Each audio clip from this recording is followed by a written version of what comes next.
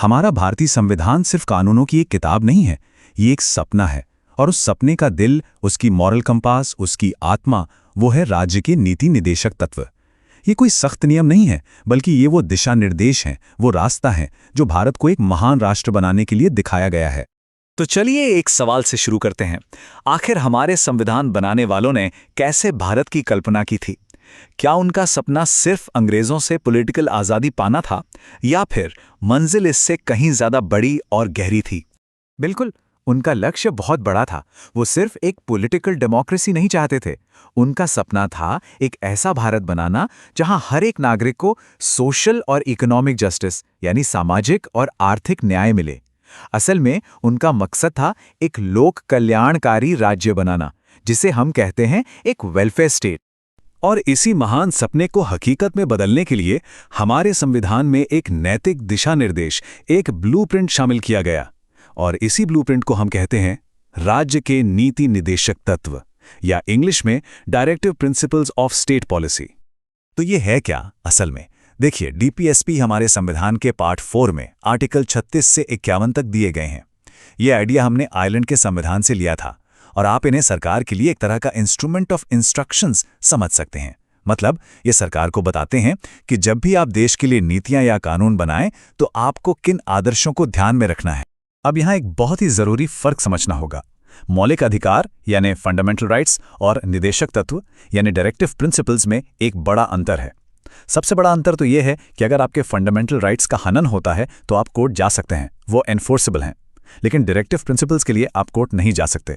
दूसरा बड़ा फर्क यह है कि जहां मौलिक अधिकार पॉलिटिकल डेमोक्रेसी की बात करते हैं, वहीं निदेशक तत्वों का लक्ष्य है सोशियो इकोनॉमिक डेमोक्रेसी को हकीकत बना। तो अब सवाल उठता है कि अगर इन्हें अदालत में लागू ही नहीं किया जा सकता तो फिर इनकी अहमियत क्या है? इनकी अहमियत बहुत गहरी है। भले ही ये कानूनी तौर पर बाध्यकारी न हो, लेकिन ये हमारे देश के शासन की नींव हैं। पता है हमारा संविधान खुद आर्टिकल 37 में क्या कहता है? वो कहता है कि ये सिद्धांत देश के शासन में मूलभूत हैं, यानी fundamental in the governance of the country. और कानून बनाने में इन सिद्धांतों को लागू करना राज्य का कर्तव्य होगा।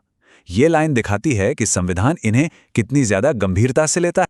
वैसे तो संविधान में इनका कोई क्लासिफिकेशन नहीं दिया गया है, लेकिन इन्हें बेहतर तरीके से समझने के लिए हम इन्हें मोटे तौर पर 3 कैटेगरीज में बांट सकते हैं। पहली कैटेगरी है समाजवादी सिद्धांत, जिनका मकसद है सामाजिक और आर्थिक न्याय देना।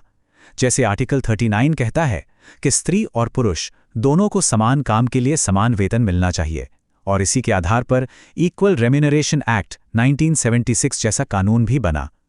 ये आर्टिकल ये भी कहता है कि देश की संपत्ति कुछ ही हाथों में जमा होकर ना रह जाए। दूसरी कैटेगरी है गांधीवादी सिद्धांत। ये वो सिद्धांत हैं जो गांधी जी के आदर्शों पर आधारित हैं, जैसे कि आर्टिकल 40 जो ग्राम पंचायतों को मजबूत करने की बात करता है, और इसी सपने को पूरा करने के लिए बाद में 73rd कॉन्स्टिट्यूशनल अमेंडमेंट भी लाया गया। इसी तरह आर्टिकल 43 कुटीर उद्योगों को बढ़ावा देने की बात करता है। और तीसरी कैटेगरी है उदार बौद्धिक सिद्धांत। ये लिबरलिज्म की विचारधारा को दर्शाते हैं।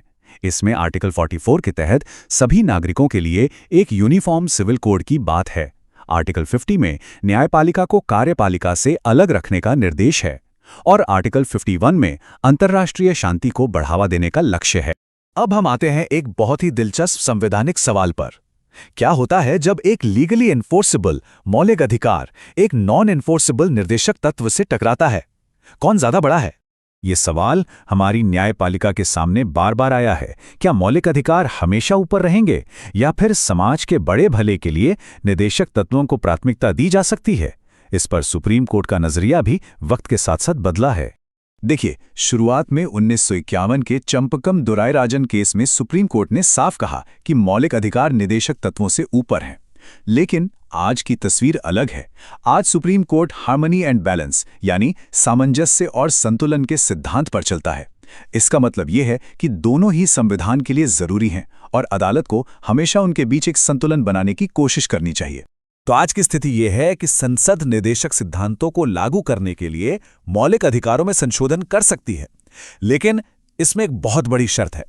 शर्त यह है कि कोई भी संशोधन संविधान के मूल ढांचे यानी बेसिक स्ट्रक्चर को नष्ट नहीं कर सकता।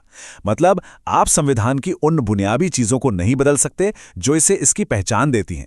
इसलिए आज मौलिक अधिकार और निदेशक तत्व एक दूसरे के दुश्मन नहीं बल्कि एक दूसरे के पूरक माने जाते हैं। तो आखिर में ये सिद्धांत इतने जरूरी क्यों हैं? देखिए, ये सिर्फ कुछ अच्छे विचार नहीं है, ये असल में किसी भी सरकार के काम को मापने का एक पैमाना है, एक रिपोर्ट कार्ड है। ये हमें याद दिलाते हैं कि सच्ची आज़ादी का मतलब सिर्फ वोट देना नहीं है, बल्कि एक सम्मानजनक, न्यायपूर्ण और बराबरी की जिंदगी जीने का मौका मिलना है। तो ये पूरा विश्लेषण हमें एक बहुत बड़े सवाल पर लाकर छोड़ देता है। इन महान सिद्धांतों को अपनाने के 75 से ज़्यादा साल बाद क्या भारत वाकई एक कल्याणकारी राज्य बनने की उस राह पर है जिसका सपना हमारे संविधान निर्माताओं ने देखा था? इस पर सोचिएगा ज़रूर। इस वीडियो को लाइक करें, शेयर करें और द लर्निंग एज को सब्सक्राइब करना न भूलें।